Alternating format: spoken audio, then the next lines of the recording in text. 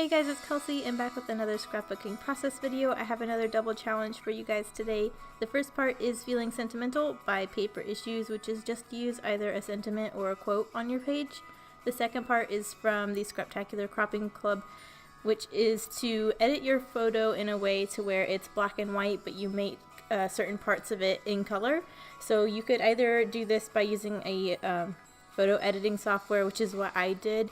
But Desiree also posted an example where if you couldn't figure out, if you didn't have software or it wasn't very user-friendly, you could do this by just printing out the same photo in black and white and color, and then just fussy cutting the color portion and layering it on top of the black and white. I have this photo of Bennett here, so I just put it through the software and made everything black and white except for him, which I thought was really sweet because it really made him pop out of the picture. So this is just another one for his baby album. I am back with Crate Paper's Little You collection, so I have a 12x12 sheet from that collection, and then I also pulled out the 6x6 pad, so I'm just putting some layers behind this photo to get started.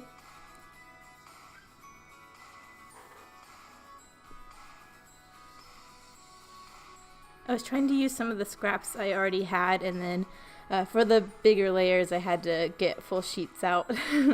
I'm really surprised by how far this 6x6 pad has lasted. I don't think, I like maybe a third of the way through it, but if you've been staying up to date with his baby albums, I've used it a lot for a lot of different paper piecing layouts, so I'm really surprised I have so much of it left, but I think it is because I do stuff like this where I keep gutting what's hidden and it really makes it stretch, so that's awesome. And then I wanted to punch a border on this one side just to make it a little bit interesting. Excuse me. So I know right away I want my sentiment to be this major heart eyes thicker. I think it's Amy Tangerine, but it's just from the Lucky Ones, I think it's called. So I'm keeping that to the side, but I know that's going to be my title. But right now I'm just trying to add a few more things, so I fussy cut that B, which I know is like B for baby, but his name is Bennett, so I thought it worked two ways. I thought about adding this twine. To the side I have an embellishment pack, and I was thinking about using some of the embellishments that incorporated twine, so I was thinking about how I could use that somewhere else on the page so it made sense, which is why I wrapped it around that side of the photo. But you'll see as I add everything, it kind of looks a little chaotic. Nothing really goes together. I don't know if that's because I was just mixing too many things, or I don't know. I just couldn't make it work, and it stumped me. So I ended up taking everything that was kind of making me confused about where to go off and then starting again, so you'll see that. But right now I'm thinking I'm adding these burlap embellishments with the twine. They were really cute. I don't know why I couldn't make them work, but it takes me a minute. I really wanted to use them.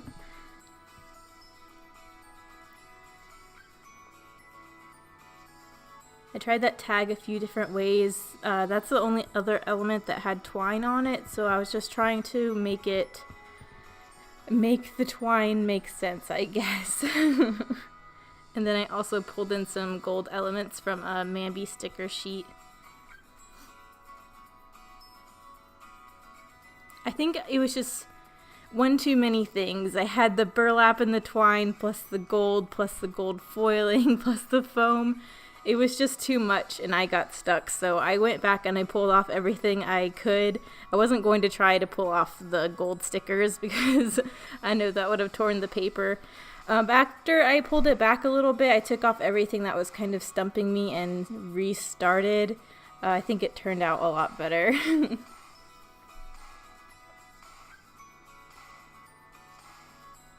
So I'm just going back to the scraps I have to try and figure out what I can add. I'm taking a few of the branding strips and I'm going to layer them up next to that gold sticker in the upper right hand corner. I always save those. They're really useful when you're trying to finish off a page or to add little layers here and there to cut banners and stuff like that out of them. But I'm just going to layer those two up as well as another little scrap in that corner. I just knew I needed to fill in that gap where that burlap tag was so that it didn't look awkward, because that sticker looks really strange just hanging out there. But that helps. I just have in the back of my mind I need to add a little something up there to make it look like a more cohesive finished embellishment. I knew because I fussy cut that yellow bee that I should fussy cut another yellow thing to mimic up there. And one of the other branding strips had this yellow bear, so I fussy cut him out to have up there. So the direction I decided to go in was just to add some hand stitching in white. I'll admit I had to go on Pinterest to get some inspiration. And everything I saw with this paper was just sort of adding white elements. That way, because the background paper is a little busy, I mean there's a lot going on, so you can't do too much without covering it up. Or making it look cluttered. So most of the successful layouts I saw were adding white elements to them. That way it's subtle, but it still added interest. So that's why I decided to do this white stitching. So I just did a straight stitch along the entire bottom portion, and then I'm going to do, or I already did do some of it in the upper right hand corner.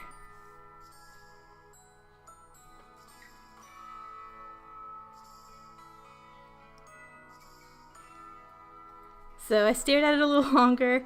I still needed something, but again, I didn't want to do anything too heavy to make it look chaotic. So I had some vellum sitting next to my desk, so I was like, oh, I'll just punch something out of vellum. So I took this EK Success heart punch and punched a bunch of hearts, so I'm going to layer them on the diagonal from that little cluster in the right hand corner. Down through the photo, and then I'm just going to attach them by doing some cross stitches in the center. This has multiple uses. It pulls that stitching into somewhere else, but it also allows me to attach that vellum without using any adhesive. I know that's a lot of the problems people have with vellum is attaching them, since they're clear and you can see adhesive through them, but stitching or staples are always a good option. But I think that's pretty much it after that. I wanted to keep it light and simple because the background paper was busier. So I think the close-ups are coming up. I'm just going to add a little bit of gold Heidi Shine. But that is it. I do have some exciting news though before this ends really quick. My next page that is coming up this week that I've already recorded is my first Felicity Jane layout. I'm so excited, so hopefully you guys will stay tuned for that. Thank you for watching. Bye.